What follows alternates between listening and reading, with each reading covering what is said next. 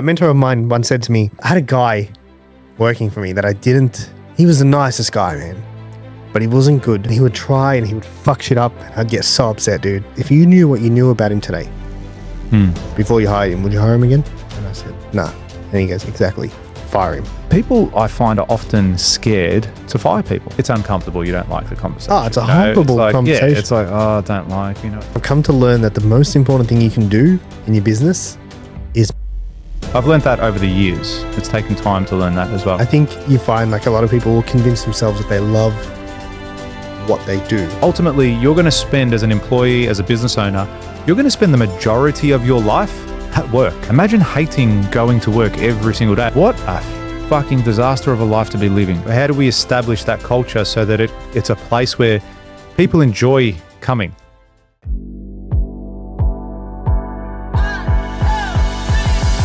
Do you like doing things for your employees?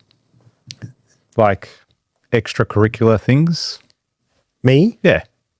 Sometimes. Like outside of, elaborate. Inside of work, outside of work. Yeah, but or do you just like crack the extra... whip and just go, oi, work, don't fucking talk to me till you finish this job? Oh, no, I'll joke around. Yeah. I think I've been always casual in that regard. I've got a level of, I'll talk to them like they're a friend, but there's still that level of accountability and whatnot. Yeah. I develop a good relationship with them. Do you know what I mean? For you or for them? I think it's both ways. I think that works both ways. It's mutually beneficial. But that's who I am as a person as well. So I don't necessarily go in there with the intent of, I'm going to do this to get a certain result out of you. That's just my management style, I reckon, where I'll go in and I'll talk to you the same way I talk to them, I talk to you. Right. Maybe a little bit less swearing, but not much. And also depends whether it's male or female, how much I swear. Of course, it depends. At them. Of course, it depends. Imagine you spoke to men and women the same. That would make you gay. That would make you an equalityness guy. Yeah. That would make you an idiot. It would. You know what I mean? Yeah. How can you not talk to them differently? Different Yeah, spaces? I mean, it's also different personalities as well. Oh, yeah. I've also had that over the years too. Like guys that talk differently, like you'll talk differently to them depending on their personality and how they react. Can you share an example? With, if I do anything like extracurricular stuff or an example with how I speak to them? When you say extracurricular, what do you mean? Oh, look, it's stuff outside of work, but also inside of work. So for example, like a bar. I'm going, Friday night pizza. Is that what you mean? No, like I've got in a couple of weeks' time, by the time this airs, in a couple of weeks, going to the F1. And I've got corporate tickets to go to the F1. I've got 5 tickets per day. It cost a pretty penny because they are the corporate tickets and we're in a pretty good location, or you can eat food and drink and all that sort of stuff. Yeah, it was a good venue. Won't be there this time. Oh, look, there still might be a seat there. We'll see how this podcast goes for you. No, I'm not going to be there. Oh, you're going to be overseas at the time, of course. Thanks for letting me know that if I was here, I still wouldn't. No, well, I mean, there was criteria, and like so far you've been pretty good meet the on the podcast. So we'll see how this episode goes anyway. Just below the bench. You might come back. That's how good they are. But for that, I've done that purely for the purpose of networking and connecting with current and future clients. As well. That's the purpose of it. It's not, as much as I enjoy going to the F1 and like the F1, I'm not doing it. I didn't go and spend all that money just to go and watch the race. Filling up your fun cup. Yeah, that's right. But it does do that too.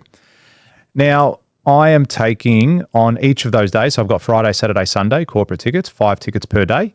I am going to take at least one of my employees on each of those days.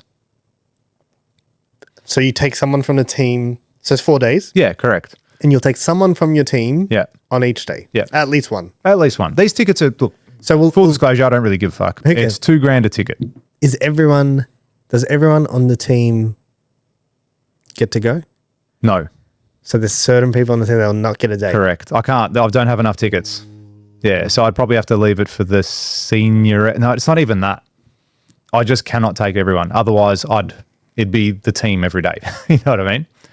And that's not what it's for. It's there actually to it's also to build a connection with clients, not just with the intent of I'm taking you, give me a job. you're going to build a deeper, meaningful connection with those people as well by going and mingling outside of work a little bit too. So are you going to use this chance to hope your employees listen and give them a message and say, so-and-so? That's right. This is the, you're cut. You're cut from the list. You are cut from the list. If you listen to this podcast and mention this, you're back on it. There we go. That's if that's not incentive, I don't know what is. That's right. So I'm going to do that, and I don't have to because I could very easily take anyone else. You know what I mean? Other business associates, I could take another client, but I'm choosing to take them as well because I know that each of the people I'm going to take on each of the days will appreciate it and enjoy it. And I feel that it is a little side perk to working here as well. You get to come to these things, extracurricular activities, mingle with clients. Like there will be an element of don't get blind drunk and make a fool of yourself in front of all our clients and don't go there and say, oh, you big C-bomb, what's happening? You know, like you still got to maintain a level of professionalism because you're representing the company on this extracurricular activity. So yeah, we're going to do that. And I feel that they will I know they appreciate it, you know, because as I said, I could have taken anyone and I'm choosing to take them. And I feel that that's kind of a little perk to working here and enjoying that and having that connection outside of work, outside of these four walls. Yeah, okay, but that's not okay. That's not something you're doing for the team though. It's like specifically for them, yeah. Well, yeah, and also there's going to be people who don't get to go. Yeah, that's right. So it's like it's not really a team. No. It's like if we do this. Let's just say it would be primarily for the more senior people in the business and people that have shown, you know, longevity and loyalty and all that sort of stuff. So there is a bit more of that. For example, and not to shit on my apprentice, he's not coming. Do you know what I mean? Not for any other reasons. Like he's actually, honestly, over the years, one of the best I've had. So I'm real happy with him. And it's not to say, hey, maybe I change my mind and go, okay, you know what? Well done for putting in such a great effort. How about you come here with us this weekend or whatever it might be. If a ticket randomly freed up. And so why not the apprentice? Why not in this instance? I just feel that other people are, I don't know if the word's more deserving, but no, they've paid their dues to a way, you know, to a degree. They've done the time, they've put in a big effort, especially over the last few months. We've had hectic, since we've said it the other day, like how busy 25 has been since I got back, like have not rested a single day. We've just been go. So it's going to be cool to have that little break in between and enjoy that. But I also still want to do team things as well. And my PA, when she's back in the office, will be organising something to do as a group for us to get a bit more connection. A bit more camaraderie. Yeah, absolutely. Because it has been, and that's a thing, you often get stuck in that trap. And I don't want to get stuck in that trap. I'm happy for everyone to be working hard and have the pressure there. But it is good to also release, not the work-life balance, just priority. Having that bit of priority, bit of focus on not just being here to punch in and punch out. So what are you going to do? Like what's the extracurricular with everyone? Yeah, what do you got? Oh, look, it'll be something of some sort of an activity somewhere. It could be an escape room. It could be just like bowling. It can be going out, doing an activity of some sort, a team building exercise. Perhaps there's plenty of those companies out there that do those things outside of your business where you can actually have a benefit of learning something like a leadership skill or whatever it might be so learning through experience. There could be an element of that we do. There's also other trainings, you know, that I want to get people involved in and learn about and pay for them to do. It's not, or it can be something that can progress their own professional career. Now, obviously for the good of the company, that they become better and better trained and better skilled. But if they one day leave the company, which we all know they will at some stage, at least they have those skills that they can take on into their next role or their next venture in life. You know what I think the number one most important thing, I've come to learn that the most important thing you can do in your business is manage people. Yeah. Like that is the number one skill. You can hire someone to run the numbers. You can hire someone to manage sales. You can hire someone to do but like no one is going to have the level of influence on the people in your team or even in your leadership group like you can. Yeah, without a doubt. Someone who has a share in the business can. Do you know what I mean? Like someone who has that real authoritarian leadership type personality. I reckon that's the number one skill, dude. Like, I've learned that over the years. It's taken time to learn that as well. Ages. Yeah. Yeah. And it extends past your initial team, I believe, to other stakeholders like contractors and suppliers as well. Because if you're continuously using the same subcontractors, suppliers, all these people, you end up developing relationships with them and they kind of become part of the extended team. You know, for example, I try to use the same plumber, electrician, carpenter, and so on and so forth across my projects in the construction company, because you build that rapport, you build that connection, and work becomes a little bit easier when you have that connection. And then I find that, for example, we had this thing that we needed to do on one of our sites, and I won't get into it. But get into it. No, it's just Come on. I won't get into the technical stuff. Give us the technical stuff. Okay. Long story Diss short. whoever you're gonna diss. No, it's none of that. Who made a mistake? No dissing this stuff. Name and shame. Simon. Simon. You fucking dud. Yeah. No, I don't know. Just picked it. It was First comes to Simon. after one. It could be someone else, but still blame Simon. We'll still blame him. So we needed to get this task done, and no one was putting their hand up to do it. Like, everyone kept hand passing the buck. Like, I'm talking not just from internally in the team, but with other subcontractors. Something needed to be done on a job. Yeah, but it was just too hard basket for everyone. They're too busy to this.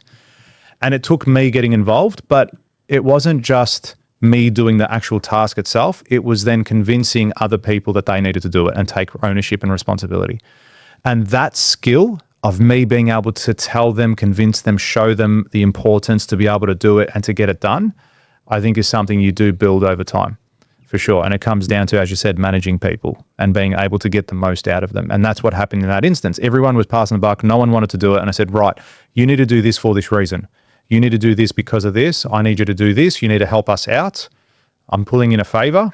Okay. I give you a lot of work. This particular contract, I go, you get 750 grand worth of work through 2 projects. I go, you're going to do this. Like, you need to do it. We need to maintain the relationship between you and me, between the developer and me, between the developer and you. Like, there are so many stakeholders involved here. Trying to brush this under the rug isn't going to help anyone. It's actually, conflict delayed, conflict intensified type scenario. Don't delay it. Like, bite it in the butt, get it done now. And bite it in the butt. Nip it in the butt? I think it's nip it in the butt. Sorry. There we go. Nip it in the butt. Back to same thing. Nip and bite. Is it? Tomato. Tomato. So that ability to manage that team, let's call it, was critical to that task getting done. And it got done, and as a result, the project wasn't delayed, because it could have effectively had a huge delay on the project. And now we're on track. Everything's moving. Everyone's less stressed, because this had the potential to blow out and cost tens of thousands of dollars. And they're the type of skills that I want to teach other people, so that I don't, let's just say we're in Vegas in a couple of weeks, which we are. Let's not say it. We will be in Vegas in a couple of weeks. I'm probably not going to be readily available to make that phone call. All right. So then the team's going to need to be able to step up and go, cool, I got this. And I think that skill's vitally important. Yeah, I think it's, I think building a team is the hardest thing. Yeah, it is. It is. I used to think I had it really good as far as, and I still do. I've got great employers. I've got a great team. But it still gets to that point, especially this year, where I'm looking at it and go, well, how do they become better? One of my employees said, I reckon we could put on another contract administrator. And I'm like, I don't think so. I reckon you could work 30% harder. And then if I got that out of everyone, I wouldn't need to put on anyone. And it wasn't as in, I wasn't having a dig. He's working very hard. But it's like, no, you can do more. I know you can do more because I've done it. I can see your ability. I know you're competent enough to be able to do more. We just got to get you the skills to be able to do that. Is it resources? Is it technology? Is it training? What do you need to get there and to get that done? Do you need to spend a day with me so I can show you some stuff and give him those skills to be able to deliver more? What do you generally find it is with team? Because I experience the same thing. Like, I feel like this took you that long. Like, man, I genuinely feel like I could have done this quicker. Yeah. So what do you find it generally is when you've got a team member who takes twice as long or 3 times as long to do something, then you feel like it would take you. The first thing I would do is it a lack of understanding? Is that what it is? It could be as simple as that. I don't know how to use this program, or I don't understand it or the task. I find it difficult to this. Like, so how do you break that barrier down from it taking you 45 minutes when it should take you 15? What's the issue there with that? Is there something you don't know? Is it because I'm doing it so quick because I know the software really well? Okay, great. Let's get you some training. Is it a matter of, I'm so busy I forget? Okay, because I have that happen a lot. I'm like, cool. Every morning, 8:30 or 8 a.m., put a reminder, a meeting request in your calendar so it pops up at 8 a.m., do this. So you prompt it every single day, and then eventually it'll become a habit and you won't need that reminder there. I do that myself. Like, I'll be like, cool, on this date, I've got to pay, for example, my Amex. I put it the day it's due on my statement's due. I put a reminder. Otherwise, I will forget 100%. And me forgetting is going to cost the business $3,000 late fee.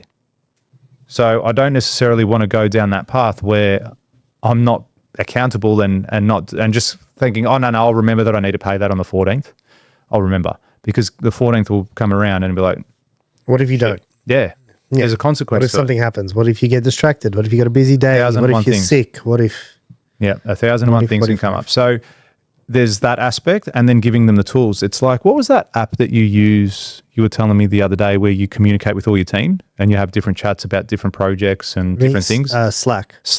Yeah. So I'm going to talk to you about that later, because I think we really need a Slack in our. We need something. We need something. Yeah. It's like, is it a Monday.com? Is it? But something where everyone can see what's going on that particular project. Don't you use WhatsApp? Yeah, we use WhatsApp. So do you want project management or communication? Because they're not the same. Both. Not. I probably want. I don't know. I need to try. They're not the same. Yeah. We've got a project management software which we're trialing at the moment. So it's the other thing. Like, I'm spending money now to trial a project management software. If it works and everyone uses it and it's good, let's fucking go. How good is that? Yeah, I think there's also Is Slack more communication? Communication. Yeah. Okay. It's like, but can you put like a list of tasks in there that people are doing or that have been done, or how does it normally work? Is it just different chats like WhatsApp? Is that effectively what it is? Yeah, but it's like way more, like you can do so much on Slack. You can have like huddles, calls, video calls, meetings, canvases, channels directly for whatever you want, really. Like, we have a channel for every client. Then we have a channel for every department. Then we have channels for the stuff that, like, random stuff. Food. We've got a food channel. Share your lunch. You know what I mean? Like, just anything. Or learning channel. Yeah. We've got a Can You Help channel. Like, hey, you get stuck with something, you don't know how to do this edit, drop it in the channel. Maybe someone else in the team knows. You know what I mean? And I'll tell you what, that was one of my proudest moments when I saw the team like collaborating on something. Yeah. And I just kind of watched. I was like, I made this. Yeah. This is sick. You got that happening. Exactly right. They found the answer. Come to me with solutions, not problems. Yeah. But yeah, I'm massive on that too. Like, I get asked 1,000 questions a day, and sometimes I have to prompt them and remind them, hey, like, this isn't a question for me. My old man does it a lot because he knows I know the answer, and he always has. So he'll call me up. He's like, oh, can you, what size reinforcement do I need for this, and this? I said, why are you talking to me? All right, call me if you want to ask me how my day is. Like, no worries, but don't ask me what size this is, what size that is, where do I find this information? Call Angelo, call Mike. Like, don't call me for stuff like that. Maybe that's because I have to stop. With you. It could be, but I don't care. Like, call me later. I'm busy. I have to stop what I'm doing and stop concentrating on that task, answer your phone call so you can tell me an irrelevant piece of information. And then I have to go, oh, fuck, what was I doing again? Then go back into that task to start doing it again. Then I get another phone call from the other bloke asking me a similar question. Like, guys, again, me trying to transition into this CEO role means they need to understand I'm not interested in the day-to-day operational things. Have you ever thought about, this is something I do with my team, and we're about to transform into this. So by the time this comes out, we would have started doing what I'm about to talk about. And now I catch up with everyone first thing in the morning, cool, what do you got on, what are you doing, blah, blah, blah. But we're about to transfer it to a team huddle, meaning once a day, at one point, we'll catch up with everyone in the team on one call and we'll go around. Everyone will say their priority for the day. Do you know what I mean? And it'll be So like, best cool. to do in the morning?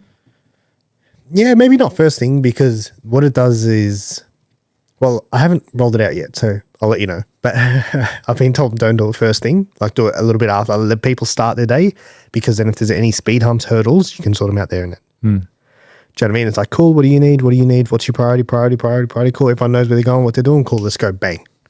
You know what I mean? And it's kind of like everyone's got what they need and they've asked the questions they need to and they're loaded and ready for the day. Yeah, I like that, but as long as it doesn't turn into an hour and a half meeting. That's a choice. Yeah, but I think it's a matter of... You need to control it, dude. Someone needs to control the meeting. Yeah, that's right. You know what I mean? It's got to be a narrative. That's right. It's got to be a narrative. There's got to be an understanding of what needs to happen, because we used to do that. If there's anything long form where someone needs to talk for half an hour, you're like, cool, like this isn't the place. Yeah. Shush. You can bring that up, but this is not here. Yeah. We'll have a meeting about that separately. But right now, the whole thing we need is make sure no one's got any speed humps, make sure everyone knows what their priority for the day and everyone knows what they're doing today, and go. And it's like 10 minutes, 15 minutes a day. Yeah. And everyone... I think if it's short and direct, I think that can be powerful. I think the risk with that is when meetings become blown out into half an hour, 45, an hour, and it doesn't need to be. That's just, I just think that's counterproductive. Everyone's just, regurgitating their issues and their problems, and who's going to help me, who's going to help me, who's going to help me. Yeah, but so if that's happening, you have a problem. There's either a person problem or a culture problem. Yeah. Right? Like if someone is always, it's either that person doesn't belong here, like they're bad, and there's bad eggs. Oh, without a doubt. Yeah. Without a doubt. There's bad eggs, you know? A mentor of mine once said to me, I had a guy working for me that he was the nicest guy, man, but he wasn't good, but he was so kind. And he used to always be like, oh, hey, Robby, like, and he would try and he would fuck shit up and I'd get so upset, dude. And then I was like, oh, dude, I got this guy, he's not like performing. What do I do? He's a really nice guy. He's like, fire him. And I was like, dude, like, like I was expecting you to give me like I was expecting you to give me something where I can implement to make him better, like a form of training, something. And he's like, listen, you need to fire him. Hug him, then and fire I'm like, yeah, fire him, then hug him. Fire him, yeah, that's right.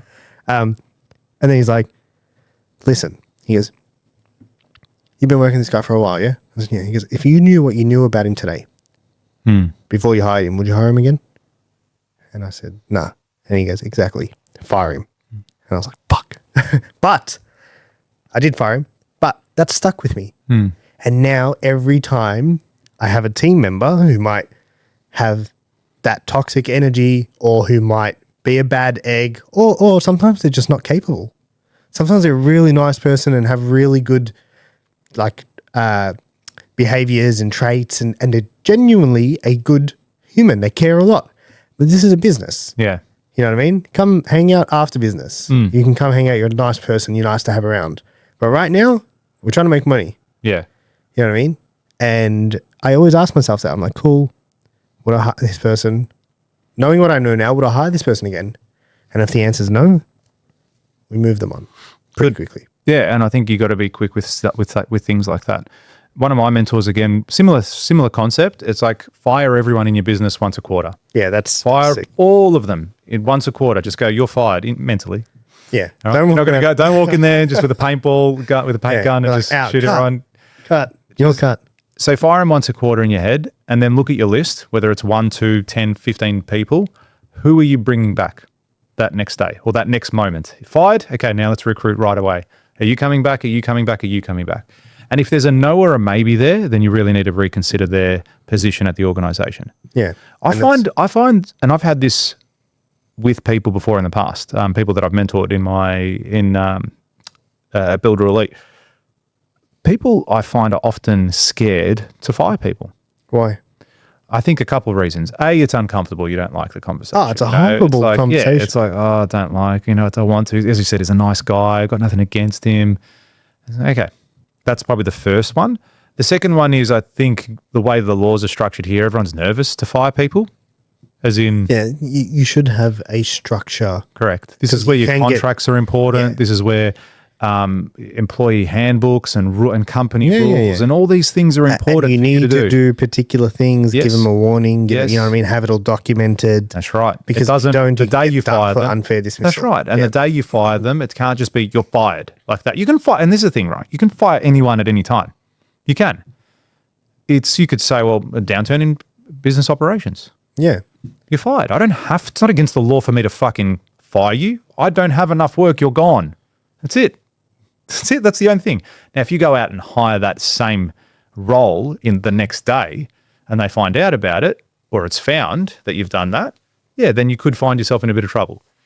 But there's, again, ways around it. And 9/10 of the law, possession is, what's it go? Possession is 9/10 of the law. It's like they have to sue you, right? They have to get it out of you. They have to prove negligence from you. So it's still an effort. It's not just, oh yeah, here's 50 grand, away you go.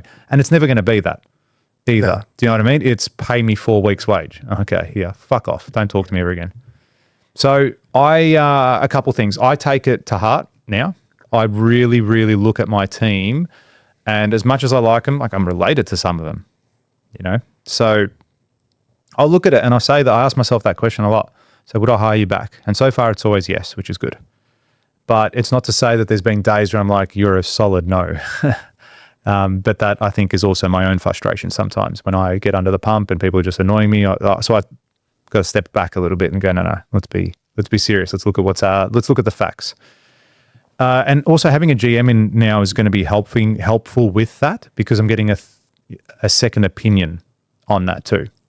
You know, someone will come to me and say, or he'll come to me and say, look, I don't think this person's performing. And he hasn't said this, but he can come to me and say, I think this person is an issue for these reasons. I'm like, okay, you're running the show. You've got to either performance manage him, so he needs to get better or she needs to get better, or it's a matter of let's start having the conversation about where they are in their life and what they need to do. I can't remember who said this. It might... I think it was, again, a mentor of mine in the past. A lot of the time you can actually get it out of the employee that they're not the right fit for the business just by asking a couple of strategic questions too. So well, where do you see yourself at the business in the next 5 years, the next 3 years, the next 12 months? Do you really think that the direction of the company is in line with, you know, what you want to achieve in your business and your personal goals? Sometimes I might go, you know what? Not really. I don't think I want to be in construction anymore. I think I really want to do the client side project management. Okay, well, you know, I might have some contacts that I can help you out with that. Is that something that would be interested for you? Because I want people to be here to be high performers and to enjoy what they're doing. If that's not going to be you, then perhaps this isn't the best role for you in this organization. And they can come to terms with, you know what, that's exactly right. That's exactly what I need. I don't need to be in this construction business. I need to be in the project management side of the business, or I need to be in consulting or whatever it is. So you can sometimes get it out of them if they kind of know they're not the right fit. Yeah, I feel like most people will lack the awareness to know. That's right. And that's where you as that leader need to either help them through that process and say, well, does it a matter of me? Because again, if I think you're a good... You have the potential to be good, I'll happily refer you on to people I know, because I know a lot of project management people. I know a lot of consultants, whatever they want to do. But I feel in like, that right direction. I feel like there's people that lie to themselves unconsciously. Yes. Like people that say, I love building. It's like, well, what do you love? Do you love bricks? Do you love houses? What do you love? Like, it doesn't make sense. Like people say to me, do you love marketing? I say, no. Who loves marketing? How do you love marketing? It's not a thing. You know what I love? I love winning. Yeah. You know what I mean? I love putting something together and it works. I love that.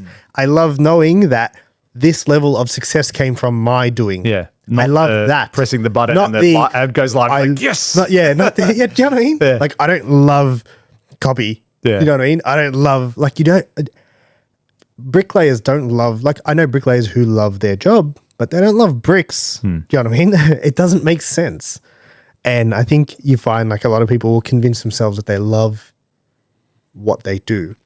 Do you know what I mean? Yeah. I also feel that a lot of people in the employee role as well are fearful of losing their job too. And they don't know anything else and they're creatures of habit. So they come in, go through the motions, do what they can do just to be there and get, cash in their check at the end of the week, at the end of the month. Yeah. There's those people too. Yeah. And that's something even from day one when I first started my business. I never wanted people at the business like that. I never wanted the person to just come in and clip the ticket and then move on to the next day. Clip the ticket, move on to the next day. So how do you avoid that? How do you avoid getting those people? It really does start at I reckon it starts at the recruiting stage. Yeah. What's your recruitment process? When they say hire attitude, and then because you can teach talent, like that's one of the things out there. Have you heard that saying before? Yeah. You can teach skill. I can teach skill. I can't teach attitude. Yeah. I think you can teach attitude. Yeah. Well, I like to hire skill. Hormozy says attitude's a skill.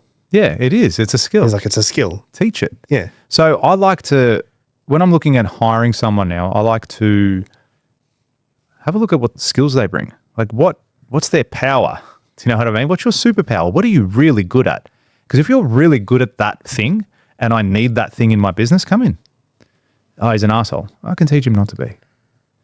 All right. The same way I can teach you how to use a software to teach you how to do things. That's dangerous. Maybe not a complete asshole. Yeah. Like, you know what I mean? You know what I mean, though. Yeah. Maybe he's a bit abrupt. Maybe trying to teach a skill. I can or still an attitude skill. But it's very slippery slope. Let's just say he comes in and he hates working with women. And I've got a PA at the front and he walks in the office and he just, every morning he sees her, he's like looking down at her.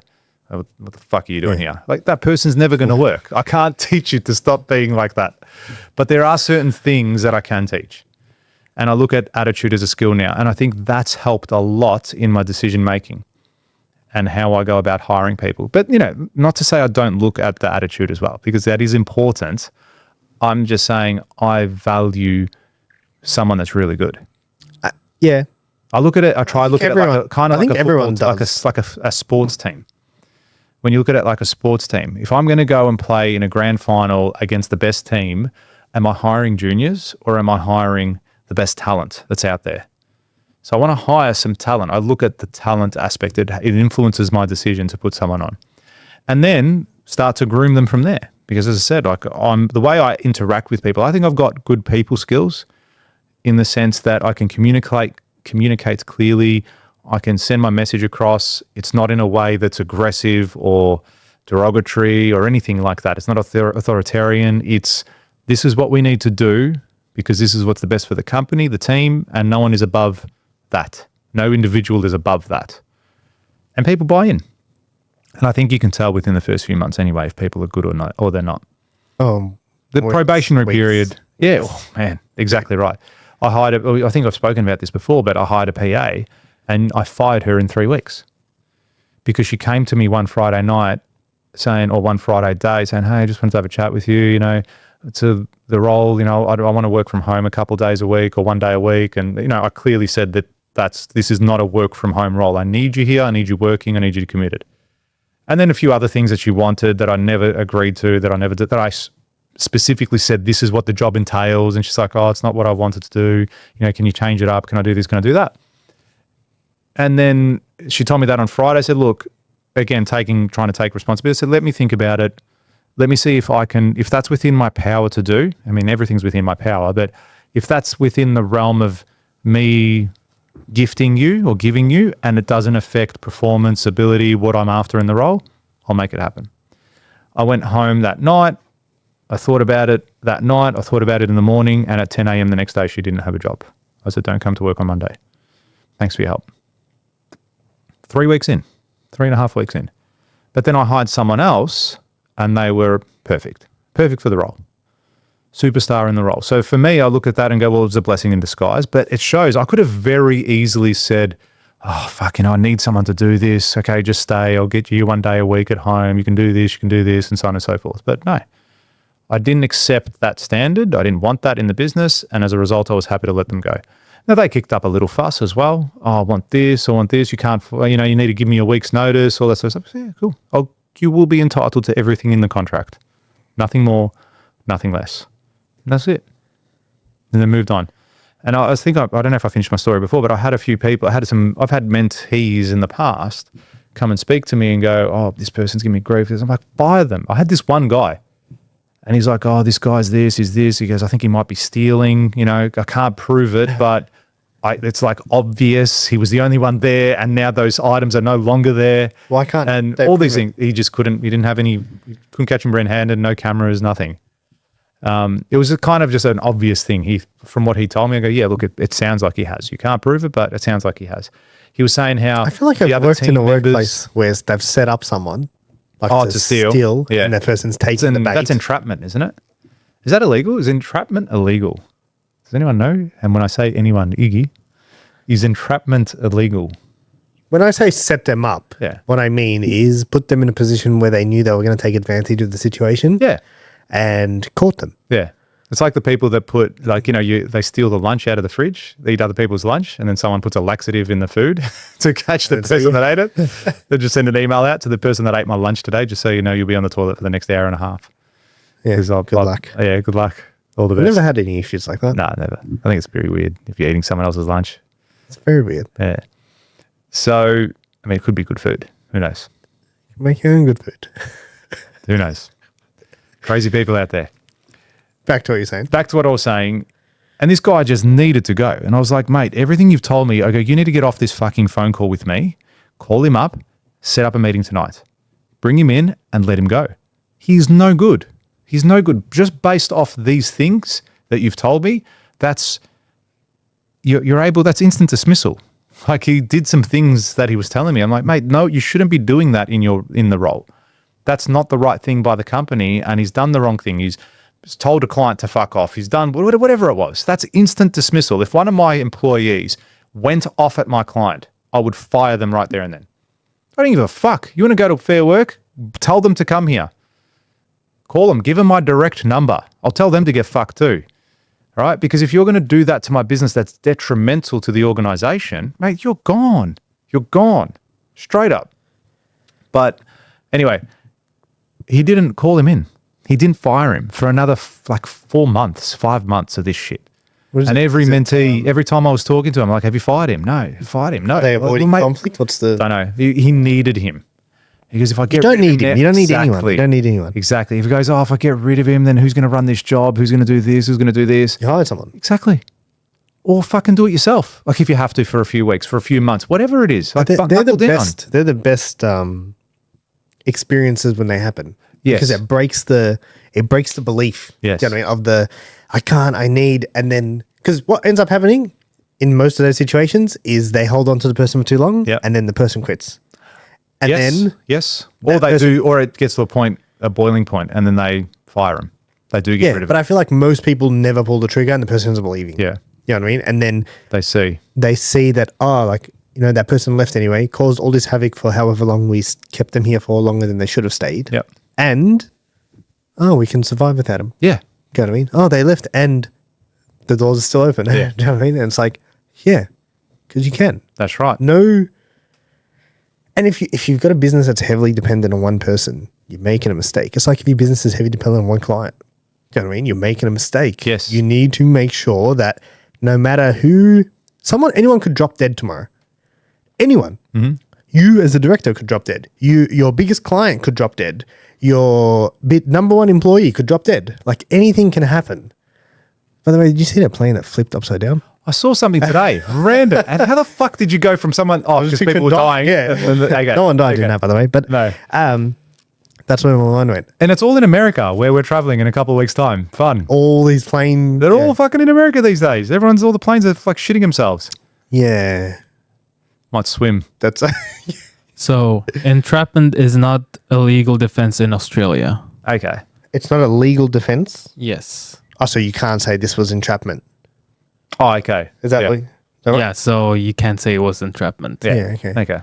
But, so in rare cases, evidences obtained through entrapment can be excluded if the police officer acted illegally or improperly. That's like for police officers. Yeah, that's right. And the only people that can actually use entrapment is law enforcers, especially undercover operations. Okay. And causes a child to discuss violent extremism and terrorism or something like that. Yeah. But see, here's the thing, right? You'd have to prove entrapment as well. I could just say, no, the office is under video surveillance and I saw this person do it. Yeah, I just realized camera in my office. There's cameras everywhere. Does it work? No.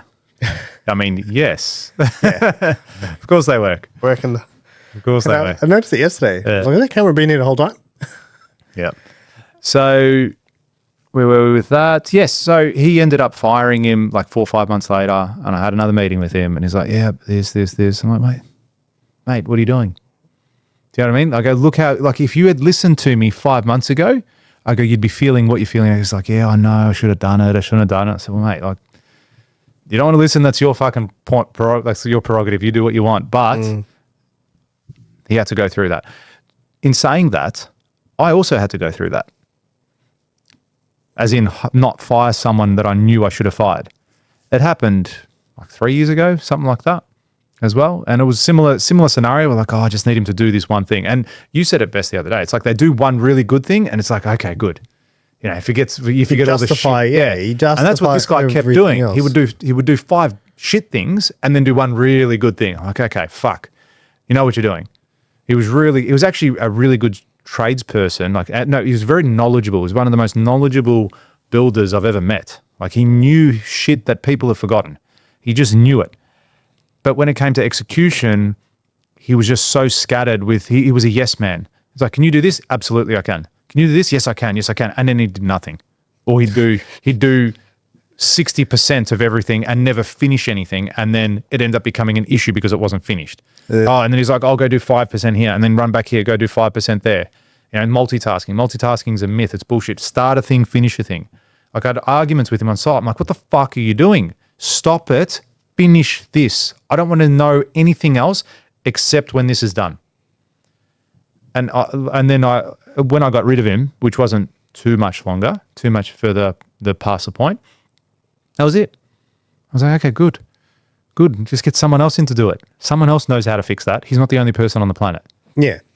And then you work out that you can probably work your way around any sort of situation. Correct. But another thing as well is like, if you've got a role and you've got a person in there and that person is not performing,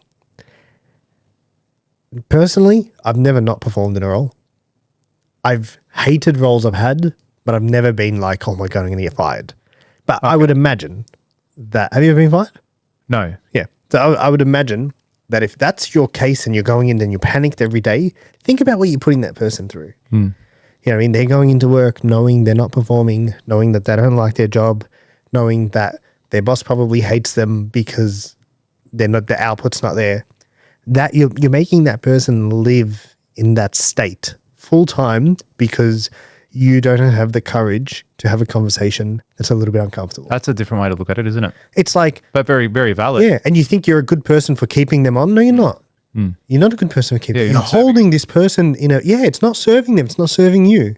It's like move them and they're probably going to find their dream job next. Yeah. Do you know what I mean? Like your thing is like, hey, this is not a place for you, but I'm going to free bird... There you go. You know what I mean? Let the bird fly. And hopefully they work their shit out.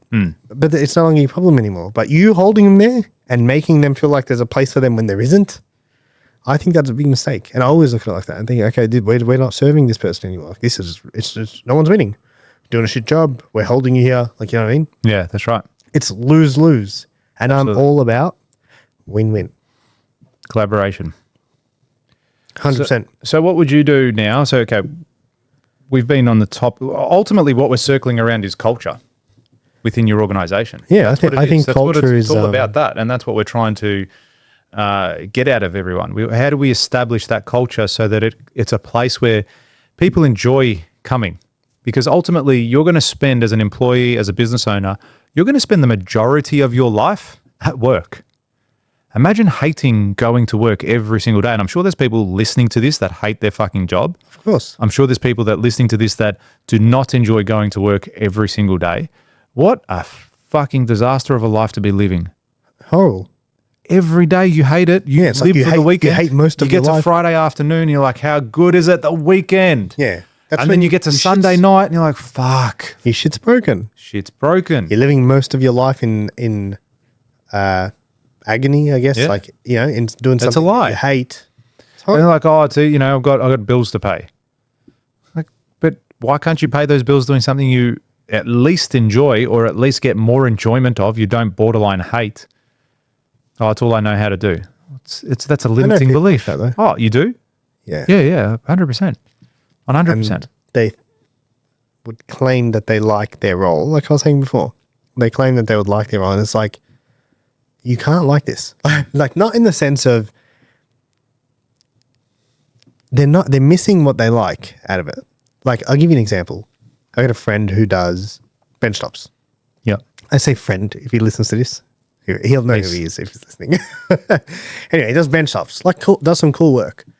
I think I worked with him at one point in my life, like for like 2 months or something. I was in between jobs, and I thought it was the lowest job ever. Like the lowest. I was like, what is, dude? You're wet, you're dirty, you're carrying, breathing in dust. You're going to get silicosis. You work insane hours, and you carry this fucking like bench tops that weigh so much, dude. Like this is not good for you in any way, shape or form. The glue smells like death. Do you know what I mean? Like everything about it is bad. And he says that he loves it. And he'll finish, and I've seen him like finish a bench top and say, look at this, bro, it's perfect. And I get it. You don't like bench tops. You like completing shit. You like the result. Yeah. Do you know what I mean? You don't give a fuck about stone. Yeah. No one's born since marble. Like, he doesn't care about the stone, but he doesn't understand that what he likes is the finished product. He would probably like become a panel beater, for example. Same sort of thing. You finish a coat of paint. Oh, wow, look at that. You know what I mean? He likes that part. Yeah, and there's a true sense of accomplishment. Yeah, I can resonate with that.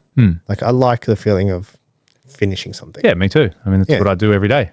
Well, you get ours goes for 12 months or more, where you're working, and then one day you step back and, wow, there's a house. Look at this thing that we're so proud of, that we're building, that we've built, that we've gone through, the hard times, the good times. We've got something we can stand back and that we're proud of. But the actual process of building is stressful. Process, like the time frames, deadlines, money, budget, like there's so many moving parts, dealing with people, as we said before.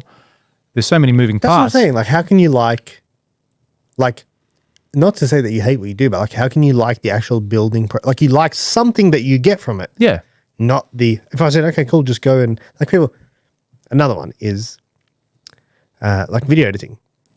Like, you like the finished product. Yeah. You like I made this from this. You know what I mean? You like the completion part. If I said, go edit this podcast every single day over and over and over again, you'd be over it. Yeah. Because you'd be like, I'm not getting the satisfaction of seeing a finished product. Going back onto content, like I'm similar. Like I'll go out with Iggy and he'll like, okay, I need you to do this. I need you to do this. I need you to throw this piece of timber up. I need you to headbutt the wall.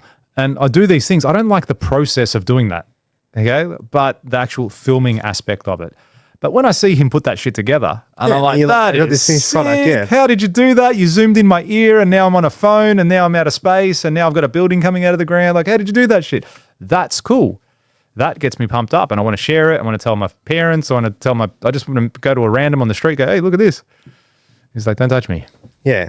I think, it's disconnecting between what you actually like and the thing that you're doing.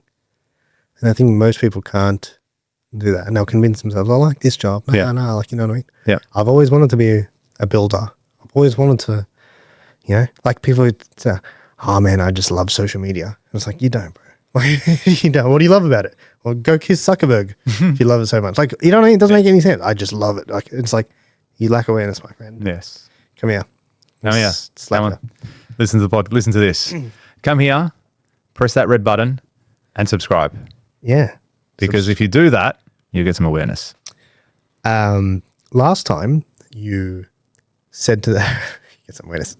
You said to the people, if you subscribe, if you send one of us a DM, yes, you'll get a hat. And we did that, and someone did. And I got a photo of them wearing a hat. Did ya? Yeah. Oh, you didn't send it to me. I'll show you right now. Oh, I'm pumped. You get to see this live or see it live on YouTube if you're watching. I don't know if we'll show the photo on the camera for privacy reasons. Nah, come on. If he's sending you a photo, let me find it. He'll want to be plastered everywhere. And shout out to you. Well done. Hope you're wearing your hat every day. Quality hats, by the way. Good hats. Well done. Are you telling me? Yeah. Yeah. I wear mine all the time. You're welcome. Not wearing it today, but I wear it all the time. I don't know where they sent it to me. Okay. Anyway, we got a photo. Yeah, it's somewhere. We'll put it in the show notes. Yeah, we'll do that. But I think we should do something like that again. Yeah, do a incentivize people for taking action, because hey, man, when you take action, you get the reward. That's what so many people. It's such a simple concept, isn't it? It's such a simple concept. Take the action, and you'll get the reward. But so many people lack that action. In anything, in any aspect, right? Like maybe the action is, if we're talking about culture, we'll take the action and do a team building exercise, invest in some training. Yeah, build out your change your purpose, mission, change vision, your build out your company leadership. values. Yeah, that's right. All this sort of stuff. Like take that action, and then you'll get the reward of an amazing team that wants to work. Do you have company values and mission, vision? I've got mission and vision. I haven't got company values. I was actually going to do a training course on that with someone we both know. I was going to get them to come here and actually build the company values. And this is what I liked about the concept, is it wasn't me putting the company values in. It wasn't George saying, these are the company values, everyone buy in. You need to be accountable, buy in. Are you accountable? Do you feel pumped about being accountable? I don't think it works like that. I was going to get this person to come into the business and sit here for a day or so, whatever it is. And as a team, they come up with the company values. And then that way, I feel they'll have more buy-in when they see the company values up on the wall on a construction site going, you know what, that was my value, or that's something I really resonate with. And I look at that and I'm like, yes, I love that. I'm going to wake up every morning and be that. But so, okay, there's a catch-22 there. Because what about the new hire? Yeah, they correct. Got to add a value. Correct. But if you've got the whole team buy-in, I think it's a lot easier to then get that person on board with those values too. Is it their company? Is it their company? No, it's not. Like, oh, we'll obviously have the overriding decision. Like if someone says one of their core values is, being silly. Sadness. Yeah, exactly. I just want to come in and just be sad. Greed. Negative. Yeah. Greed. Yeah. Perfect. Perfect example. Like greed. That's a company value, George. Yeah. Like, I want it. I want more money. I want more computer screens. I want more everything. Everything. More coffee in the morning. Just give me more of everything in abundance. My desk not facing a wall. That's right. Everything. Yeah, I'd be like, cool. Is that really in line with the company values? No, it's not. Interesting that you say that. I get the concept of them buying in, and I'm a big believer of when I set goals with team, I get them to pick their goals because then they can't turn around and say, I couldn't do that. I'll say, why'd you pick it? Yeah. Do you know what I mean? You picked it. And if you pick it and you have to get it, like you're more likely to achieve it. Yeah. I will influence them. Like if they picked something too small, I'll be like, come on. You know what I mean? If they pick something too audacious and I think they're tripping, I'm like, come on. Come on. Yeah. So I kind of influence them, but I get them to make the decision. Yeah. But with this, I think you,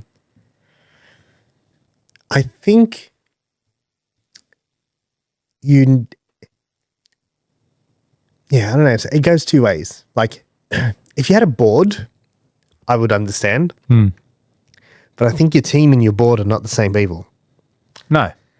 Do you know what I mean? Like I think, but getting your board to buy in, like board members, I would say, okay, that's cool.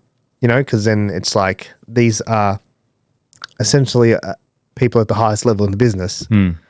But team, I think they need to be led. Yes, I completely agree with that. I would say that most of the businesses, though, these days, it's more small businesses, they don't have a board. Yeah. They don't have a board. So it's either you make that decision to do the values yourself and get some, I think maybe not buy-in, but input is important too. Like why not have them buy into this? I don't see the disadvantage to it because they're the ones working within the organization and the intent is for them to be there for a long time. Even though you're temporary custodians of your role at the business and one day you will not be here, the intent is I still want you to be here for 5, 10, 20 years. Yeah, but okay. So then if you see that, flip it the other way around. So what about the new hire? When you have the whole team that's bought into these values, I think they can come into it and understand what the business is about. Why not discuss your business values during the job interview? I do. Yeah, but that's what I mean. When you can do that, and then they go, okay, wow, this is definitely somewhere that I could see myself working. If your value is greed, and I'm coming in and I'm interviewing greedy, I'm like, oh, well, then you'll fit in. Like, this is great. I want you to rob everyone and take every cent you can and do what you got to do to make a buck. Nothing is unethical. Like, go for it. No ethics here. That's it. So I think in that case, on a new hire, it'd be important from day one, literally the first interview. Cool, I just want to run you through a few of our business values. Tell me what you think about these. Honestly, tell me what you think about these, because this is what everyone at this organization is about. It's something that I feel very strongly about, and I want to know what you think. And be like, cool, this. Maybe you throw greed in there just to see if they're going to say, yeah, I love greed, just to see if they're talking shit or they're actually being genuine. Yeah. Yeah, I don't know. I don't know if that's how I go about it. That's cool. All. Maybe because you guys have been around longer. It's probably that. It's probably a little bit of that. My team's been together for quite a while now. Yeah. We've got a couple of new hires. When I say new, 6 to 12 months. All right. But I think the team as a whole has been together for quite a while. So it's something that I'm happy for them to have some input in. Yeah. That can be a good thing and a bad thing. It could be. But ultimately, it'll rest on me. So they might come together with 15 values and I go, cool, these are the 5 that we're using. Yeah. And then take it from there. Are you going to do it? I want to. Yeah. I wanted to do it earlier this year, but it's just been so hectic. But I will do it at some stage this year, I believe. With your team? Yeah. And then look, hey, it may not work. But you know what else doesn't work? Doing fucking nothing. Give it a crack and I'll learn from that experience. Yeah, exactly. Yeah. So at least I give that a go and say, okay, this worked really well. Or maybe I get the team together. I'm like, nah, this guy, he just wanted greed on there. He just wanted this. He just wanted that. They couldn't, like, everyone wanted greed. I'm like, no, guys, we're not doing that. So maybe it doesn't work. Well, there you go. If you've taken anything from this episode, it's get your shit together and learn how to recruit and look after your team and get your company values laid out. Yeah, purpose. It's not just pizza on a Friday night. Although that can be great.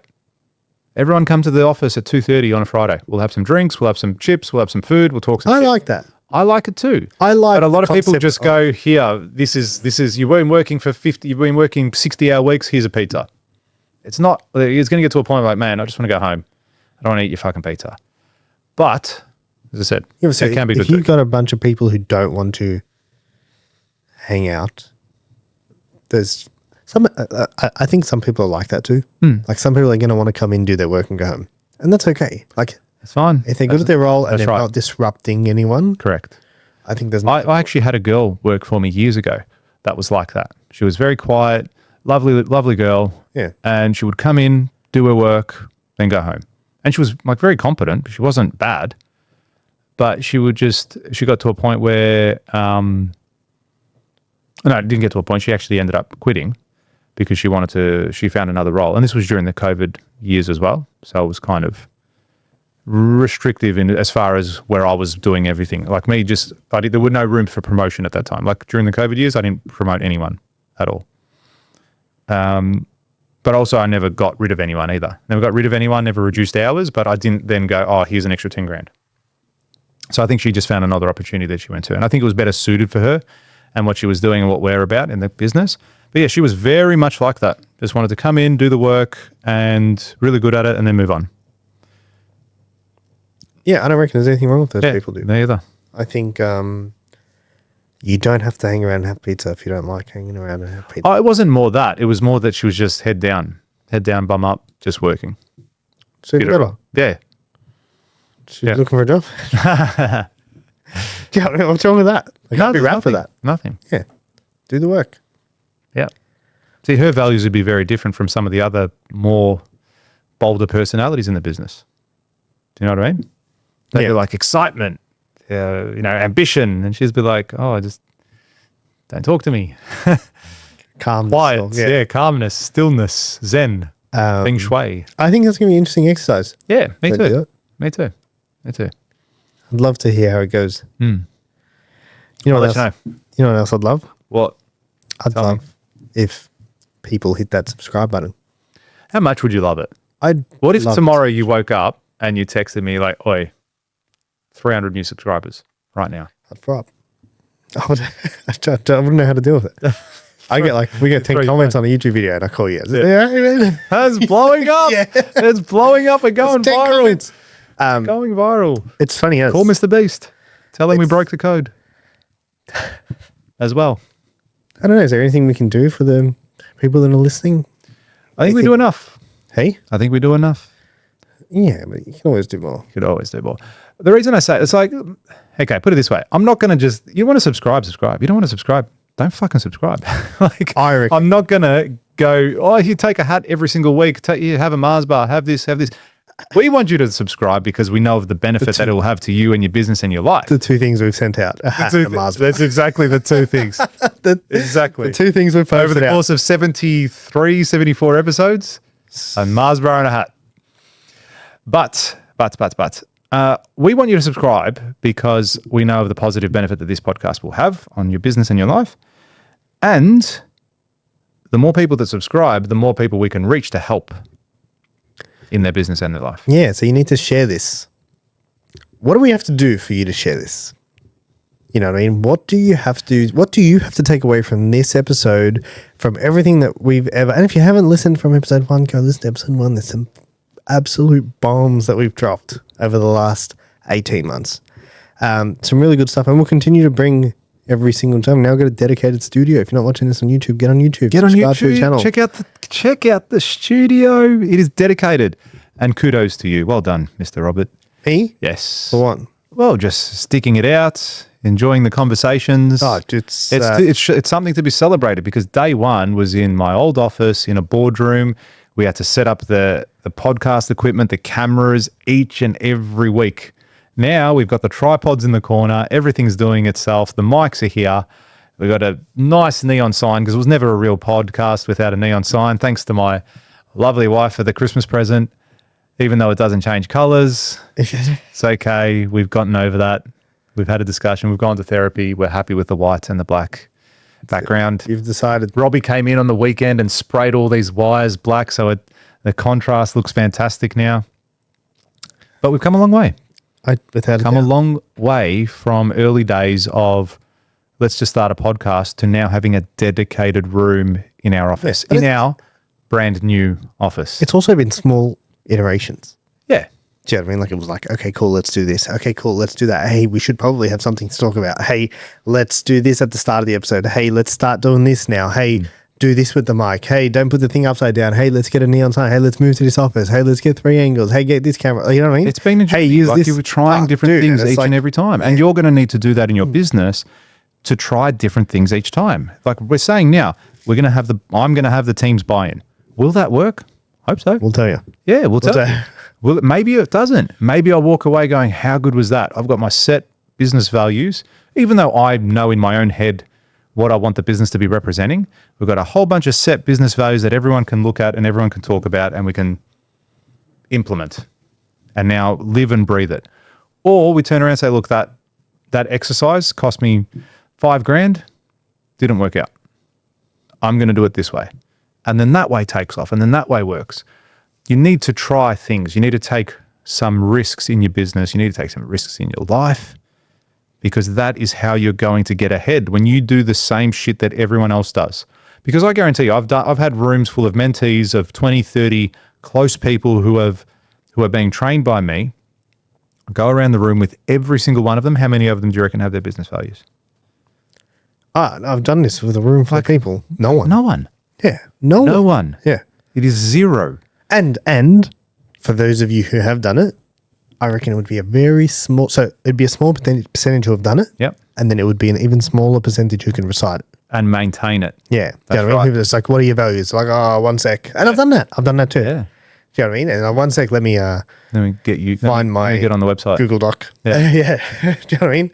Got them written down somewhere. That's and right. Like, so there's no buy-in even by you. You're not you're going to get that with your team. You're not convinced. You don't think it's a genuine set of principles to live by in your business or to operate by. Without a doubt. So take those risks in your business because they will pay off. I mean, you did it we do it at every event, actually. Every event we have, at some stage throughout that event, you put your hand up. Do you tell people to put their hand up if they are running ads? And it's always less than 5% of the room will put their hand up. And you're cool. Well done for running ads. Keep your hand up if you're spending $5,000 a month. No one. They all go down. And it's like, that's the game. And that's not even a lot. Do you know what I mean? That's not even a lot of money in the grand scheme of things of what you could be doing and could be paying. You're spending $5,000 a month, $60,000 a year. And what if that $60,000 got you 10 projects, which netted you $300,000, $400,000, $500,000? That's the game, though. But no one plays it. Why? It's because they don't take risk, because this is how we've always done it. I'm a referral-based business. Some this, some this, some this. Okay, keep being that. I saw this thing the other day, this video, and the guy said, what's the difference between 6 and 7 figure businesses and 8-figure businesses? He goes, I'll tell you what the main difference is. 8-figure businesses have worked out how to turn cold traffic into paid customers. Yes, so true. Yeah, he's like, everyone else, you all banking on your referrals. He goes, and that's great. He goes, but it's only going to get you so far. Yeah. You want to become, you know what I mean? Like the big businesses and like, say, dude, look at like the Apples of the world. I'm going to share this this will come out after the event, but I'm going to share this at the event. And Google spent $40 million to have an ad play at the Super Bowl. It's $8 million for every 30 seconds at a 2.5 minute ad. Google, is there anyone you know that doesn't know the brand? Yeah. Anyone? Do you think they just got 40 mil where they're like, hey, what do we do with this 40 mil? Buy an ad. No, it's strategic. Well, they kind of do.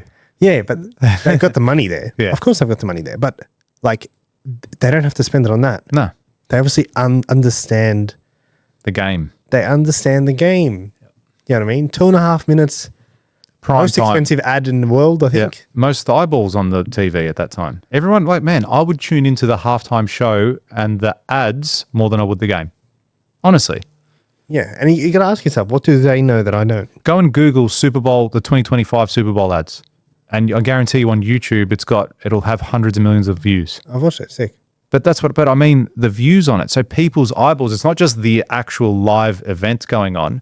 It's what happens following, getting the 200 million views on YouTube because people are watching that Doritos ad. They're watching the Google ad. They're watching the fucking Chrysler ad. Jeep ad. Yeah, whatever it is. Yeah. So it's good ads. Yeah, but they're quirky. They're funny. They're like people. They're entertaining. And you're like, oh, cool. I want some Doritos. Yeah, but you got to ask and say, what do they know that I don't? Like, how do they understand how to play this game for level and I'm not? Yeah. And if you don't know, go and find people that do. Yeah. That's what it comes down to. And that's why we're going to the States in a couple of weeks. We're going there to speak to someone who knows the things that we don't and to find out how he went. And for those of you that are asking or thinking or don't know who we're talking about, we're going to go see Alex Hormozy in Las Vegas and also Grant Cardone as well. Going to have dinner with each of them, have a chat, catch up on the good times. But we're going there spending a decent amount of time and money away from our family, away from our business, away from our friends, and to invest that in ourselves. Yeah. And we'll make sure we let you know how it goes. We'll tell you everything. Everything. But the only way for us to tell you, well, we'll tell you, but the only way to make sure you hear it is if you subscribe. That was a long loop. Subscribe. That's what we're good at. Predicament. All right. Thank you so much for tuning in, guys. Cannot wait till next week. Until then, I hope you're having $1 million day. Bye, everybody. See ya.